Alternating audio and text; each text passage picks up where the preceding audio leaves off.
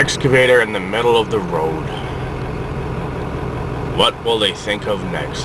Don't these construction workers know how much they're inconveniencing the rest of us? Man, there ought to be a law. Look at this. I have to get to the Starbucks for a coffee. And these guys are tying up the road.